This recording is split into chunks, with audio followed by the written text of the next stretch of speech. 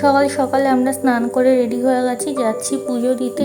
আর এখানে আমরা বেরিয়ে পড়েছি, ঠাকুরের মিষ্টিটা কিনে নিলাম আর আমরা টোটো করে যাচ্ছি। পৌঁছে গেছি পোড়োমাতলে। প্রথমেই পুজো দেবো পোড়োমাতলে। আর এখানে প্রসাদের পুজো দেওয়ার যে ডালি সেটা কেনা হলো। তো আমরা এখন পোড়োমাতলে পুজো দিচ্ছি। আর বেশ আজকে ভিড় ছিল, তো যা ভালোভাবেই পুজো দিয়েছি।